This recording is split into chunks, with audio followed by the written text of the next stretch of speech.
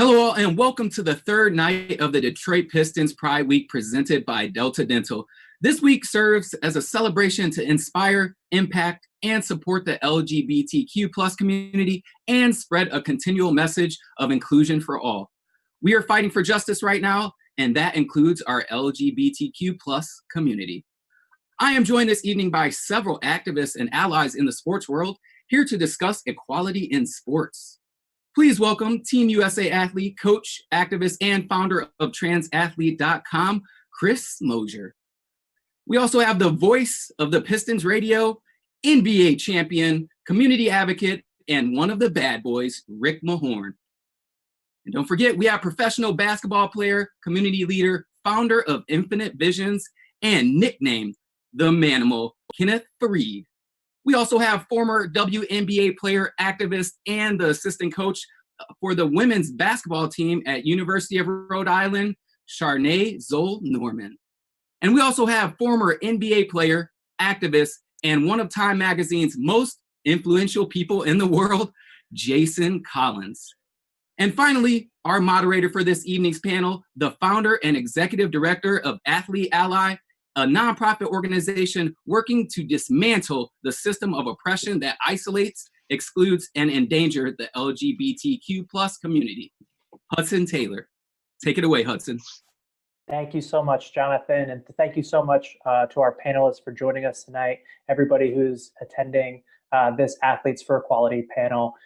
It's an honor to be talking to you about the issues impacting the LGBTQ community in sports and to be joined by such incredible panelists for this conversation.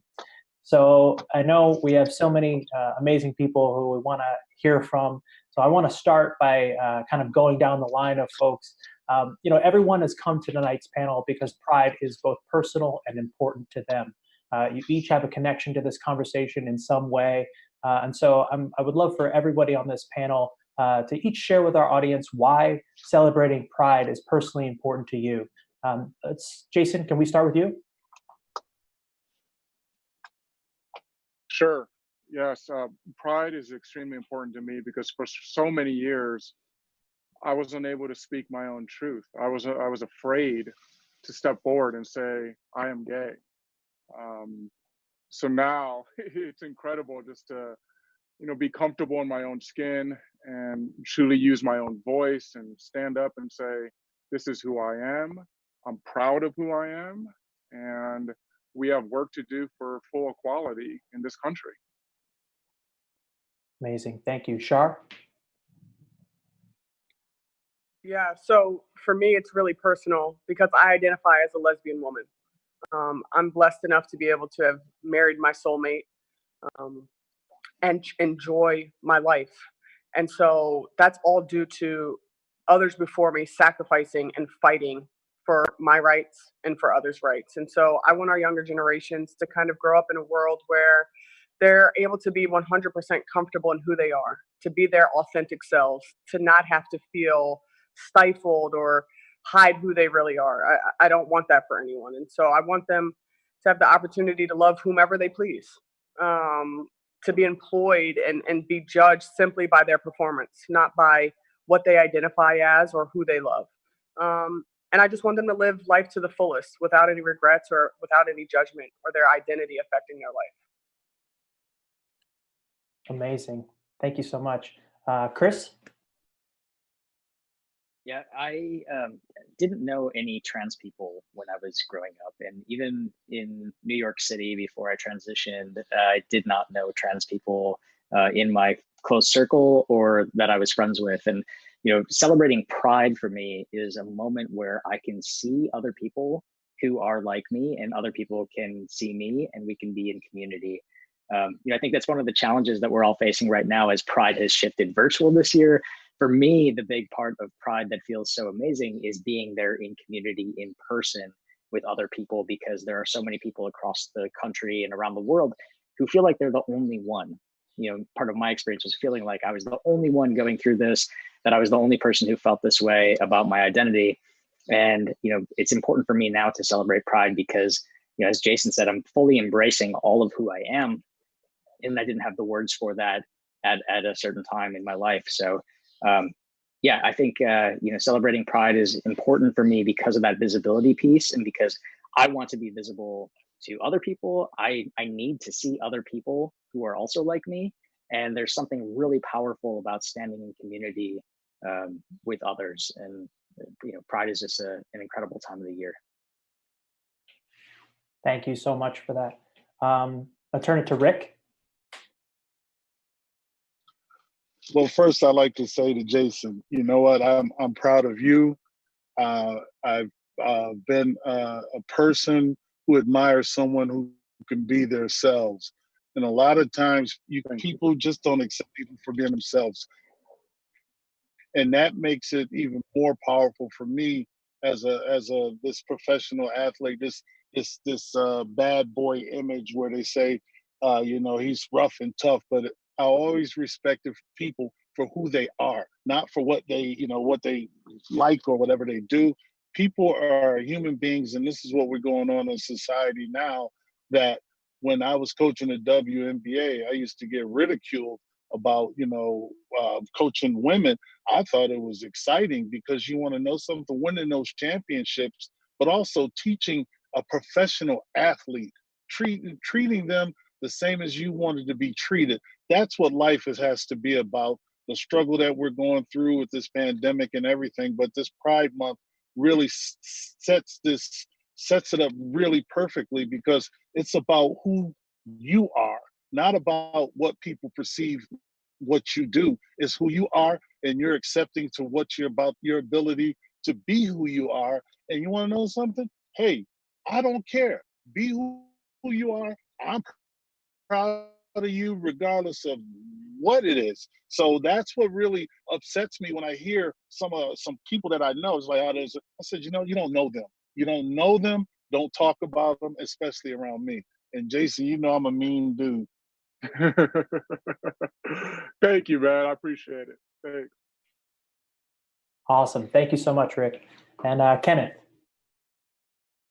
Well, for me, it hits home. My mom is gay, and for my whole life, I had to kind of deal with that, and people would kind of ridicule me for it and saying your mom's a man and your mom is a man in your relationship. She really, like, no disrespect, like slept with your dad, like your dad looked like, and I used to have to fight for that. Like, and it was like, yo, I don't care what you think about me, but don't talk about my mother, don't talk about my dad, don't talk about my family. My mom's gay. She likes women. I'm not. But at the same token, I'm going to protect her and always stand up for her and for her rights.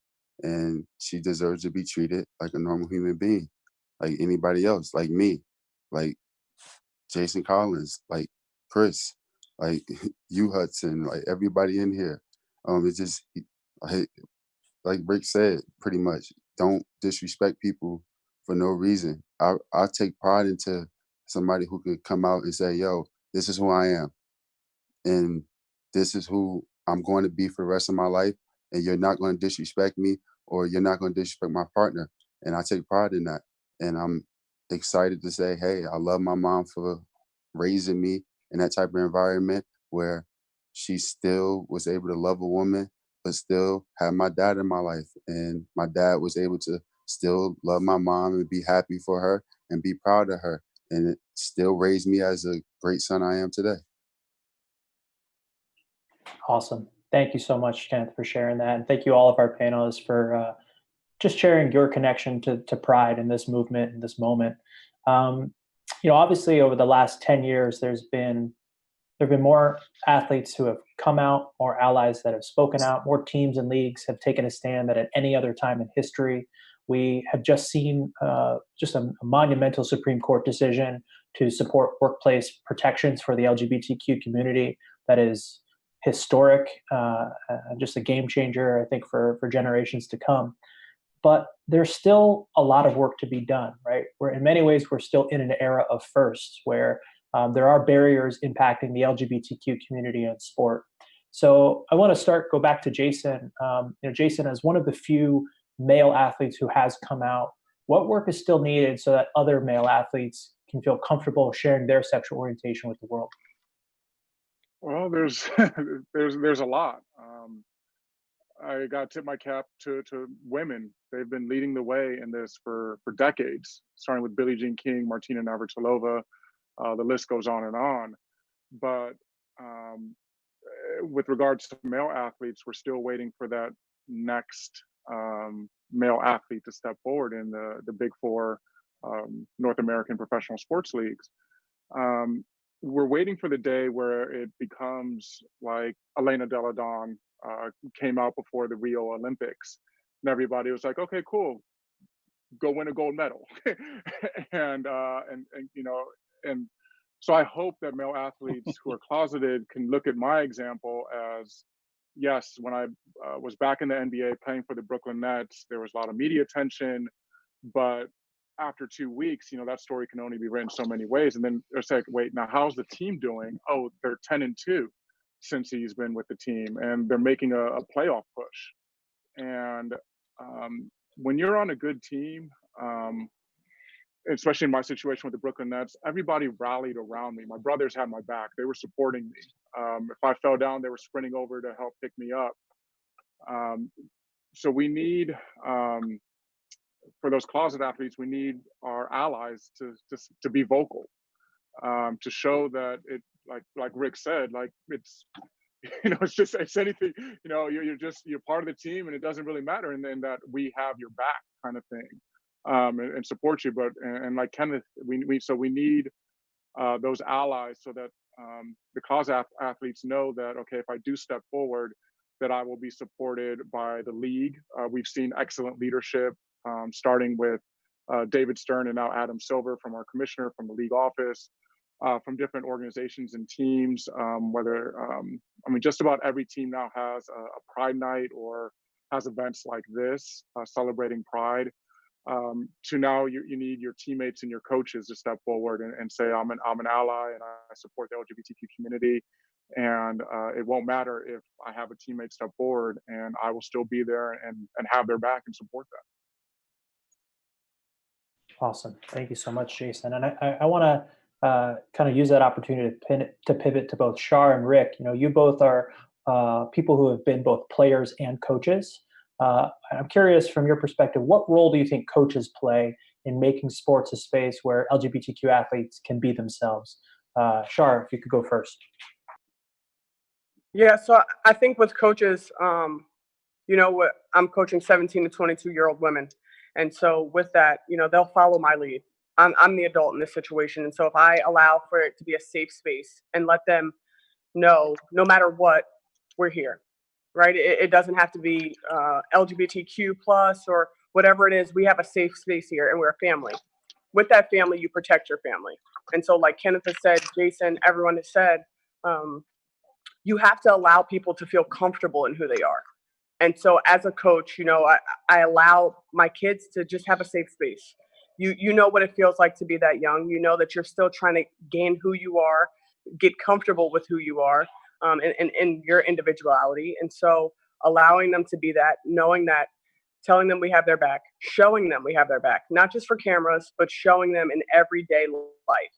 And so allowing them, their emotions, talking even to their parents if need be, having those conversations that may be uncomfortable, whatever it is, not just in front of the cameras, not just to say it for PR, but you have to genuinely and authentically believe that. And so I think that if we have that, especially at the younger generations in college and even at the pro level, allowing the coaches to say, hey, we're here for you. We're not going to stand for any bullying. We're not going to stand for any of that, any of the homophobic language, racial language. We're going to stop it in its tracks. And I think then a lot more people can feel a little bit more comfortable, at least with their teams. Thank you so much. Rick? And to follow up on what Coach just said, it's about that safe space. And a lot of times when you're a young person and you're trying to find your way in life, it's about the safe space, who you're comfortable talking to, or the comfortability of being able to share experience.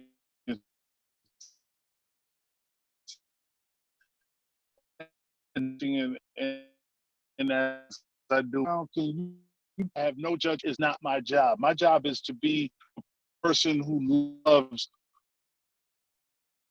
everybody,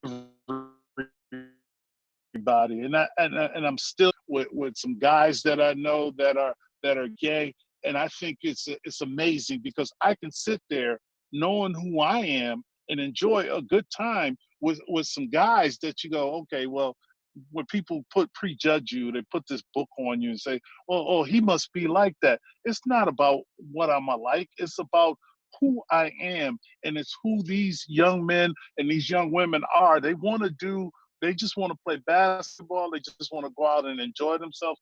I'm not judging. I want to be respected just like I respect them. Awesome. Thank you so much. This one's going to be for Chris. I think one of the unfortunate trends that we've seen over the last few years is really conservative legislators have been trying to restrict the spaces within which transgender people can really exist, from the locker rooms to bathrooms, and now both access to healthcare and really participation in sports. So Chris, for those who are listening who may not be aware, can you tell us a bit more about those anti-trans efforts that you're seeing in states like Connecticut and Idaho and in so many other states across the country? Yes, so in 2010, I came out as a trans man. In 2013, I started a website called transathlete.com, which was created out of my own experience of not knowing the policies when I was looking to transition, not knowing if I could continue to play sports, and certainly not if I could play at a high level. So I've been tracking the policies at high school, recreational, college, and professional level sports around trans inclusion for that long. And up until last year, what we had seen was every state in the United States has some sort of high school athletic association. And that's the governing body for that state that creates policies around transgender inclusion for athletes at the high school level and for middle school and below, really. Last year, we started to see these legislations pop up, these bills in different sessions that were attempting to restrict where transgender student athletes could play in high school.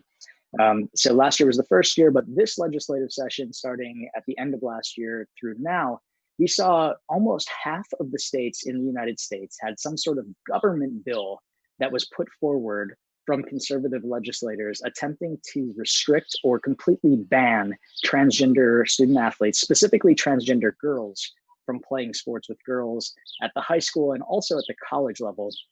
Now, most of these were able to be shot down due to huge amounts of public outrage and allies stepping up and saying this is not what we want for young people. Every young person should have the opportunity to participate in sports. Some of them actually are still on the table. And so we have states like Tennessee right now has a bad bill on the table that they're trying to push through. And unfortunately, the worst bill that was out actually made it into law the day before Transgender Day of Visibility this year. And that's in Idaho. So Idaho's law now, created by lawmakers to govern high school and college student athletes, actually restricts any young transgender girl or anyone assumed to be transgender from participating in sports. And so this is a really dangerous precedent to set, because what it does is allow any student athlete, parent, opposing player, coach, anyone to question a young girl's identity, to essentially say, that's not a girl, I don't believe you are who you say you are. And it would trigger an investigation against that student athlete, which would include a potential inspection of that child's genitals, a hormone test, and a chromosome test. Now, if that sounds outrageous, say it again, an inspection of their genitals, a hormone test, or a chromosome test to determine whether or not a high schooler should be able to play girls' sports. It's astounding, it's outrageous, and it's part of a larger conservative effort that was pushed forth to try to both drive a wedge in the voter base in an election year. And so we only see these things really pop up around election times.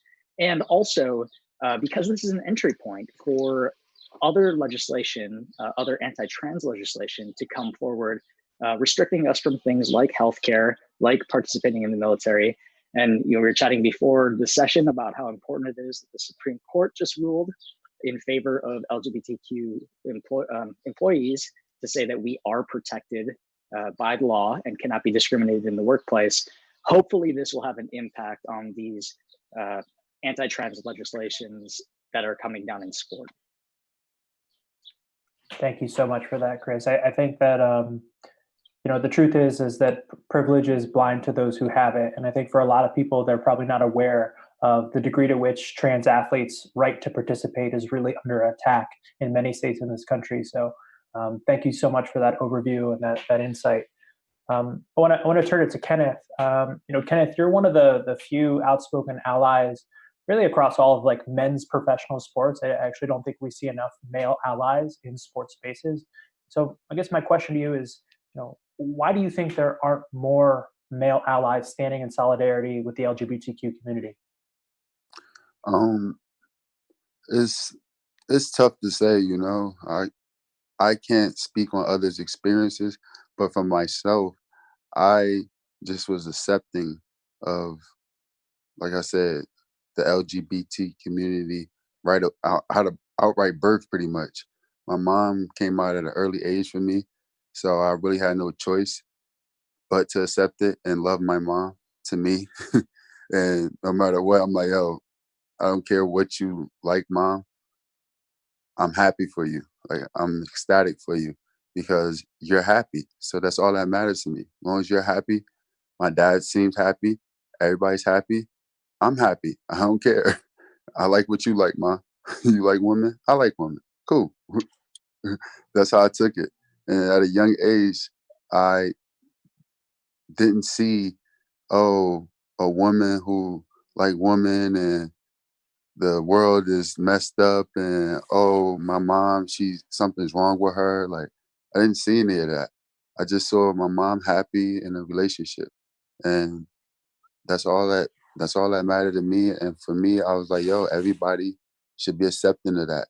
And my platform, my platform, I always praise my mom for it because of the fact that she had lupus. And I always grabbed rebounds and fought for her lupus. I didn't care, again, that she was gay. I didn't care about that. I care about her health and her well-being. So when I got to the moment in the NBA, I'm like, hey, in Colorado, I made a stand. I'm like, hey, my mom's gay. Like, we're here. She's married to a woman. We're here to support you, Colorado, for this stand to basically have gays, lesbians, and transgenders and everybody pretty much just get married. I was there for that. So I put my foot forward then. And then when Jason Collins came out and said he was gay, I automatically jumped up and said, yo, I support you. I'm here. Like, any phone call, anything you need, like, if he has the conversation you need to have. I don't really know him that well, but I know he's in the league, and I'm he's one of my brothers decided to come out and say, hey, I'm gay. I'm here to support you then, brother. Just like I supported my mom. So that's how I took it. And for me, other athletes, I can't really say because again, I was I was born into this. Thank you so much. It sounds like your story really illustrates the importance of sort of connection to the LGBTQ community and visibility of the LGBTQ community. I think that in so many social justice issues, context really does matter. You actually know somebody who's being personally impacted by a form of oppression or discrimination. People tend to care and show up more. And so if you're an athlete out there listening, I think from Kenneth's story, from all the panelists' story, one thing I hope you would take away from this is that whether you know it or not, you've all been on the team with an LGBTQ athlete. We are all personally impacted by LGBTQ issues, even if you are not LGBTQ identified yourself. So we all have a role to play. This is an issue that impacts everyone. And so, with that, I kind of wanted to pivot the rest of this panel into really action and really what comes next. And we're over the past several weeks, we've seen really an unprecedented wave of protests and really specific commitments to combat racism and white supremacy. And so as we close out our panel, I'd like to ask all of our panelists, really, what does come next? What what call to action do you have for our viewers to be better allies to both the LGBTQ community, to communities of color, to any community who might be systematically discriminated against? I don't know, Kenneth, I'll start back with you again. Well, excuse me. Basically, we gotta figure out a way to take this momentum and keep going. Like we're rioting, the looting, all that stuff. Yeah, it's great, but at the end of the day, we gotta sit down and get some paperwork written down somewhere and some things signed somewhere where certain rules are like enforced, especially with the police. Like, and it starts there. Then it goes up the ladder and keep going up until we basically have equality for all, because there's no reason for us as all human beings to be identified as human beings at the end of the day can't find equality and get along. Thank you. Rick?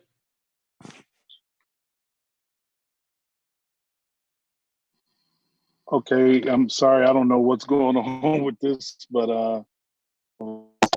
and I went to some other thing. But it's do you hear me? Yeah, we can hear You you. hear me? Okay. It's about accepting, and racism is a disease where you find that you're basically judging people of, you know, if they can afford things. This momentum has to carry not only for the racism side with the Black Lives Matter. It's got to go also with the pride of a in- of accepting people for who they are, and knowing that everybody has their faults. If someone bleeds and you need blood, this is where you're going to get blood. You don't know where you're getting your blood from. So it could be someone of color, someone of trans. It doesn't. It's someone of gay and lesbian. These, you don't know who you're getting your blood from. So from a human standpoint, we have to respect everybody, not necessarily who you are, what color you are, or what choices that you have. Respect everybody. Then we should come together as this momentum of Gay Pride this month, and not only Gay Pride this month, but racism. Always, all these things have to stop. And these young people that are out there, and also the older people who are gay, and saying that, hey, I'm gay and I'm proud. And you want to know something? We'll all get along when people accept what we. Great. Thank you so much. You cut out there at the end a little bit. Shar? Yeah, so I think first, I know it sounds a little bit cliche, but we have to educate ourselves. You have to educate yourself on the plights of other people. So whether that be of people of color or LGBTQ plus, understanding, you know, the fights that we've gone through, that it's not just something that people are complaining about, right? It's something that people live and experience every single day. So while you can experience it, you can learn about it, and you can educate yourself and read on some of the things that have happened in the past, so that hopefully we don't get there in the future. And when I say educate yourself, I don't mean just asking your friend that's Black or asking your friend that's gay.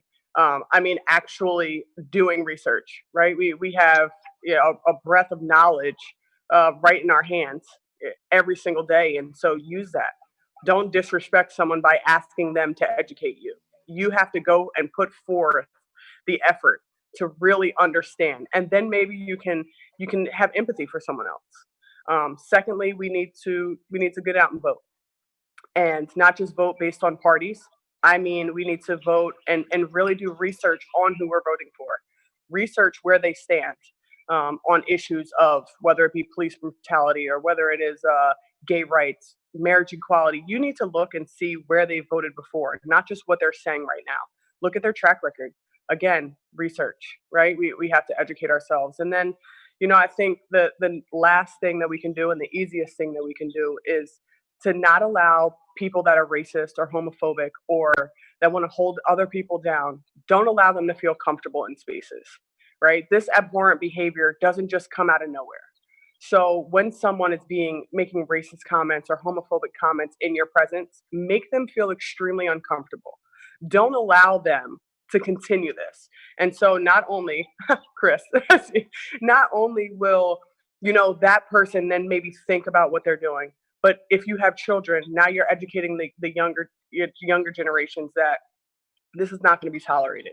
We need to stop tolerating a lack of compassion.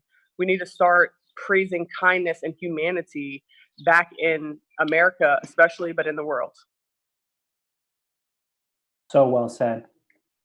Yeah, we're just going to end it here. No, Chris, I'm sorry, but please go next. No.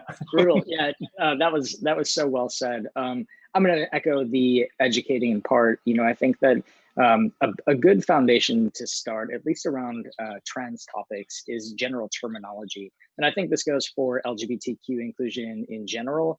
And, for anybody thinking about being an ally in any other space, is we can't begin to have these difficult conversations, these challenging and sensitive conversations, if we're not all using the same language. So educating yourself, first on what is appropriate terminology, what is the appropriate way to interact and have conversations with people in the LGBTQ community. Because when we have some comfort with the words and the understanding of the terminology, it makes it a lot easier for us to engage, and it eliminates a little bit of that fear of saying something wrong. You don't know what you don't know, and it's a challenge for us to move into these spaces and these conversations to take on being better allies. And so, I would say be gentle with yourself, but also challenge yourself to really put forth the effort to try to show up for other people.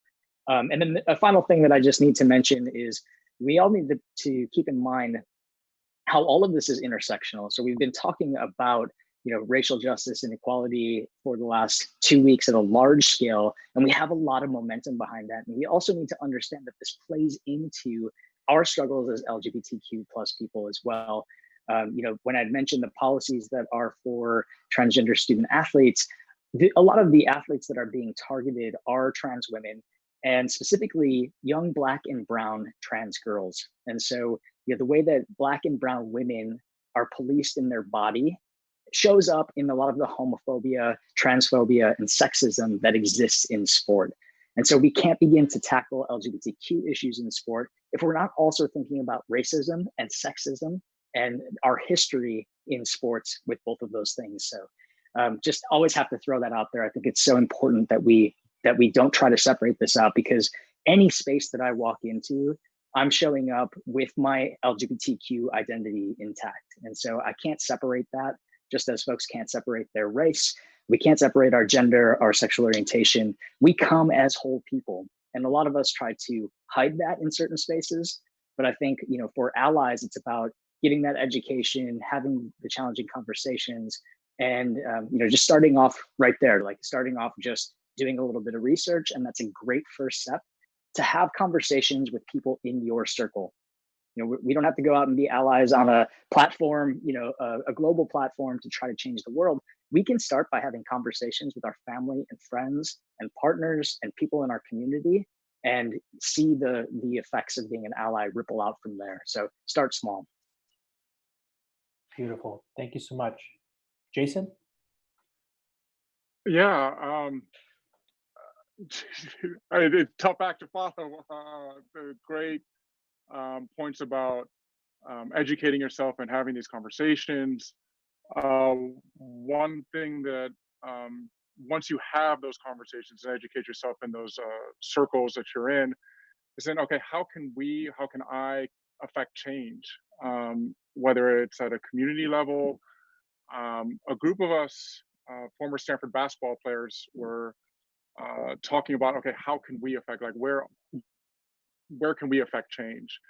And one of us who's an assistant coach at Georgia Tech said, well, I would like to see if my school, and then maybe broader, the NCAA, can have election day off as a holiday, as a national holiday. And so there's a big push right now to get the NCAA to allow all their athletes time to register to vote, and then on election day have that day completely free from all sports activities. And that started from one of my former coaches in college. So it's really cool to see, okay, now how can I do that? Maybe for that person out there, maybe it's going to your boss or to your HR department or to your leaders in your corporations to see, okay, is there a way that, since it's not going to come from our federal government at this point, but maybe from the private sector, will different organizations, companies have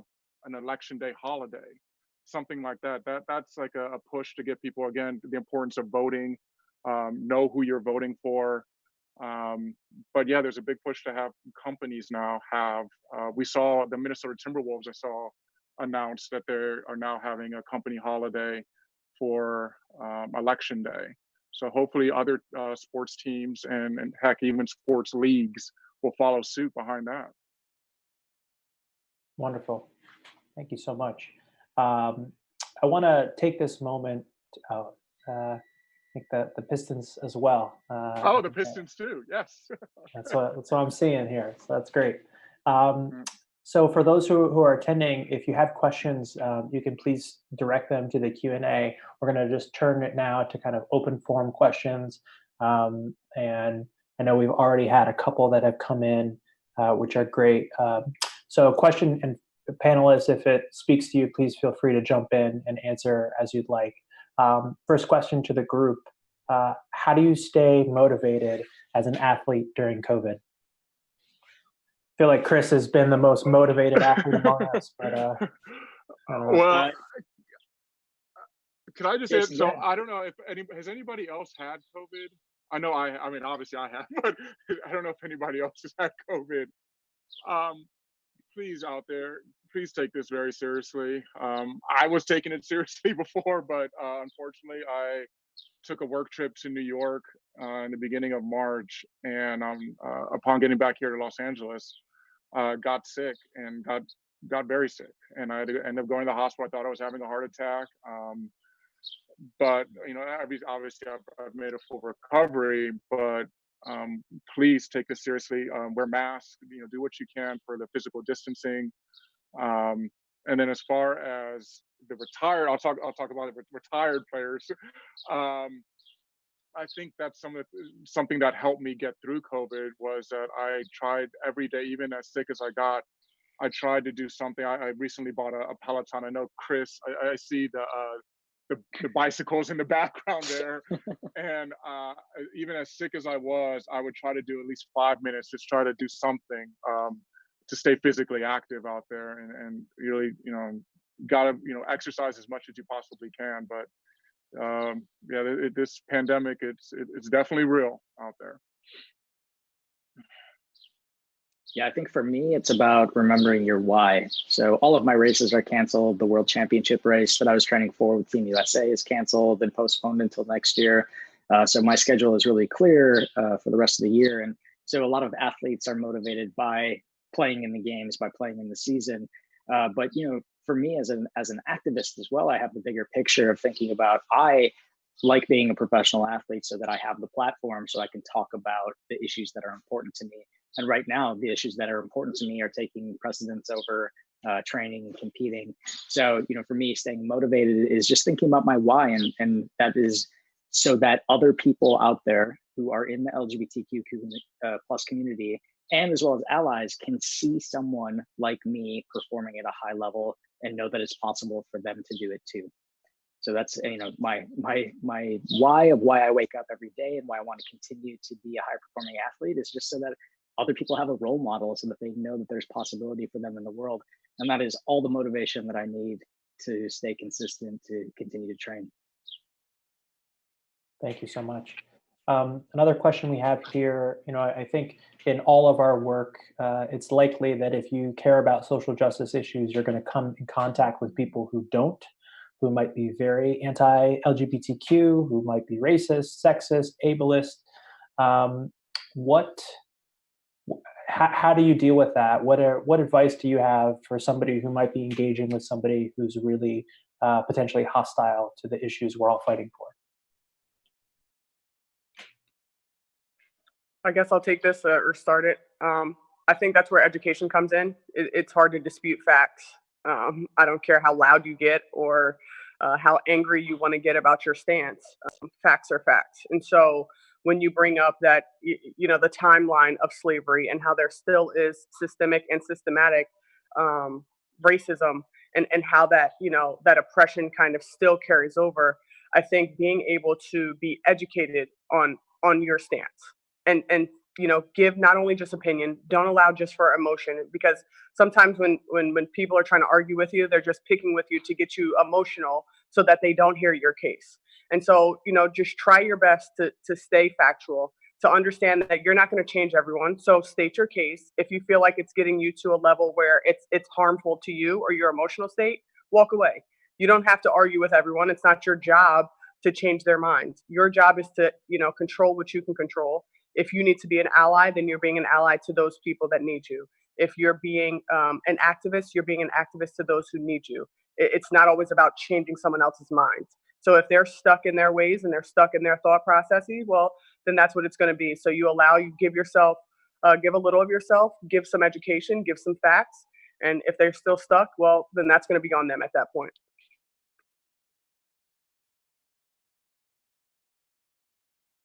Amazing. Does anyone else want to weigh in on that one? I know it comes into all of our work in different ways. Well, I'll just say that if someone is coming to you from a place of hate, it's going to be very difficult to change their opinion, and it's going to, drain your energy, kind of thing. So, if someone really is coming to you from a place of trying to learn or trying to ask questions, or I was playing tennis about 6 months ago, and a woman she knew who I was and started asking me a bunch of questions about the LGBTQ community, and she had but she was truly coming from a place of like, I don't know. She was a woman of a certain age and a certain generation, and just trying to learn. So that person, I engage with you, and as Shar said, you try to educate and come with facts. But if somebody's coming at you from a place of true hate, be careful with wasting that energy on them, because it can be draining. You're right. It can be draining. I have a young daughter who's still trying to identify herself, and she gets in arguments. And I tell her, don't let nobody steal your joy. You have to make sure that you have your facts. You're educated enough. You're well educated, and especially a well-educated Black woman in America, and it's accepting for what you do. If you choose to be gay, it's on you. And I'm gonna love you. I'm not gonna love you no less. And I'm not gonna just throw you to the side and say, hey, no, When you're dealing with hatred, and I think we all have dealt with the hatred out here, where personally, I stand up for my friends that are gay. And that's what, and they look at me, and Jason, and they look at me, they're going like, oh no, I messed with him. The fact of the matter is, hatred is bad. And when you find something, you find yourself in that kind of situation, I'm like everybody else, just walk away. Because you live to be another day. You can reach one, you can teach one, and that person can teach somebody else, and that person can teach somebody else. Education is true, also accepting is good. And I just want to say thank you for that, and also kind of push back a little bit just on the wording of that, Rick. Just that I would say that we don't choose to be gay. Kenneth said at the top, like, I was born as an ally, right? Like, I was born into this. Mm-hmm. I was also born, and I am trans, and I'm queer. And so it's not a matter of us choosing to be gay. It's a matter of us choosing to let other people in on our truth. And so, when we frame it up that way, it's a little bit different, mm-hmm. because, like I would argue that people wouldn't choose to be trans, and it is hard. Mm-hmm. It is hard, and particularly for trans women of color, for anyone in the trans community would say, like, we don't choose this. This is a very tough life to live. We choose to be open and honest with other people about it if we come out. And so I just want to frame it up that way for you, because I think that's a really important distinction. But thank you for that perspective I appreciate on your family too. I appreciate it. I appreciate that. I appreciate that. Thank you so much, because I'm still being educated, and that's the thing. When when you stop learning, then you all of a sudden you don't want to think and reach out and understand where someone's coming from. And so, I mean, I love my little girl, and it's the fact of the matter is that I'm going to protect my family regardless. Yeah, and I appreciate this moment actually for this session, right? This moment that we just had right here, I think is a really beautiful thing, right? Because we can have these conversations and we can say something that's like, maybe, it's with great intention, but as someone in the community, I'd be like, Rick, actually, that's a little off in how you said it, but I get what you're saying, right? And we can have that conversation without hate, without escalating, without being upset, about being corrected. And you just took that so graciously. That was like just such a beautiful moment of allyship that you just modeled for everybody. So I'm just really grateful for that. Thank you. Well, no, thank you. I appreciate that. Awesome. Well, this has been great. I mean, I know we're almost at the hour. I want to maybe give all of our panelists kind of a final round of, if you could ask everybody at home to do one thing. I know that we touched on a lot of those action items, those specific things, but I think in so much of this work, the progress is really contingent upon what happens next. We can have these conversations. It's Pride Month. We can feel inspired. We can feel motivated. But if we don't actually commit to specific action, which will make the world a better place for the people in it, then I think all of our jobs, we're not being as successful as we want to be. And so I'll kind of give one final round to our panelists again. Feel free to jump in if you feel like it, if you don't. But if you could ask everybody who's listening here tonight, what is the one thing that you hope everybody takes away from this conversation? Well, I'll answer this one first. I haven't said anything in a while, so I guess I'll say this one first. For me, I just want everybody to take away just understanding everyone's equal. Like at the end of the day, it doesn't matter if you're trans, doesn't matter if you're gay, if you're lesbian. That doesn't matter if you're Black, you're white, Spanish, Hispanic, Italian, doesn't matter. We're all equal on this earth. Like, why are we worried about some of the wrong things in this world? And we need to be focused on the right things. Like, hey, like we are breathing. We are able to be on this earth. Like you don't know when your time is up at the end of the day. And we shouldn't be trying to take people's life short through the racism, discrimination, because, oh, this person's gay. Oh, I don't like him, so he should die. Oh, this person's Black. I don't like them, so they should die. Like, why can't we live a full life, raise our kids and raise a beautiful earth and be a great people? Like war's pointless. All this other stuff is crazy, but it happens. So at the end of the day, we need to educate ourselves, and I hope everybody can take that away. Educate yourself. Be aware of what's going on, because we don't live in a utopia. We live in a world full of all this stuff. So educate yourself so you can be a change by talking to somebody and educating them. Thank you, Kenneth. Well, I'll just say, as kind of said, that this is all intersectional, and that we have to take this momentum that we have in the country for this need for change, and we have to funnel it towards a way that can have effective policy change in so many different aspects of our society. So to each person out there listening, make sure you have a conversation with your family members, with your close friends, and see again if there's a way that you can affect change, whether it's at your job, at your local rec league, with your kids at their school, There are institutions that we have in this country where I think all of us can affect change in some subtle way, which will have a bigger impact overall. Amazing. I Thank think, you. sorry. Char? Yeah, I think that I would just say, be compassionate every day. We're all fighting some type of battle, whether it be Jason said that it took him a while to come out. I didn't come out until, college to my parents. Whether it be racism, whether it be, trans for Chris, not feeling comfortable in your own skin. We're all dealing with something. And so if we can be compassionate and understand that being kind to someone can change a life. It can change how someone views the world. It can change how someone views themselves. And so just be compassionate, be kind, and treat everyone the same. Like Kenneth said, we're all equal, and we have a lot more similarities than we have differences. And so if we can really recognize that and embrace that, I think the world can be a better place, one person at a time.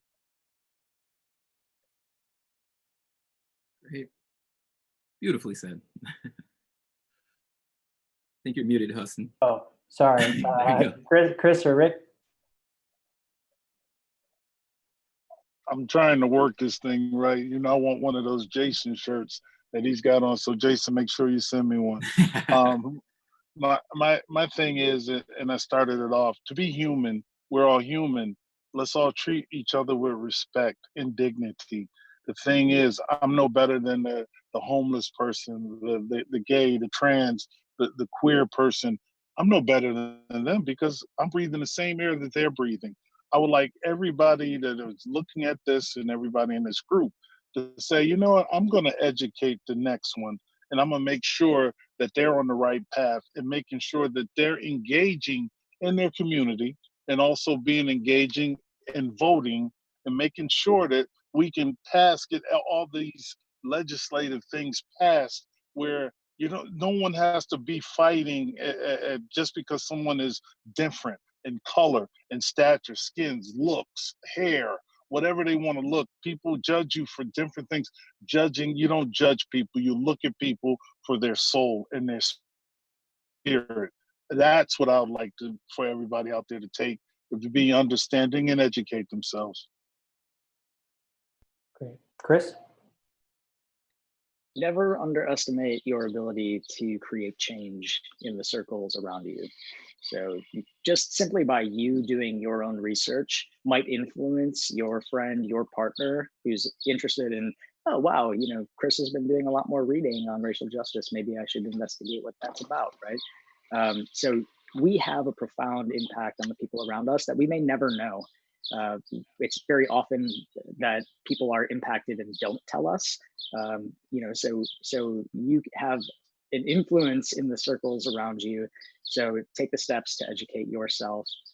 My website, transathlete.com, is a good place to start. Just gonna plug that for language and terminology. You don't know what you don't know, but please, please, please don't let that stop you from trying. Great. Good to hear. Thank you so much, Chris. Thank you, all of our panelists. I want to say, if any of you who are watching here tonight want to continue to get educated, the Pistons have shared the sort of social handles of all of the panelists. Chris mentioned transathlete.com. It's the best resource to learn about the experiences of trans athletes, the issues impacting the trans community in sports. I know he posts so much amazing content all the time. So even just diversifying your social media with some of our panelists here tonight will be a great step towards you continuing your own education in this work. With that, I want to kind of close it in this Athletes for Equality panel. I want to thank all of our panelists for such a thoughtful discussion. I believe Jonathan might be actually closing us out. No, it's all good. We just wanted to say thank you guys so much for joining and sharing your stories. Hudson, Kenneth, Chris, Jason, Charnay, and Rick for spending your time with us tonight and again sharing your stories. And thank you all who tuned in. This definitely wraps up our third night of Pistons Pride Week, presented by Delta Dental. Join us tomorrow night for an interactive dance class with the Pistons entertainment team. So thank you guys again, and have a great night.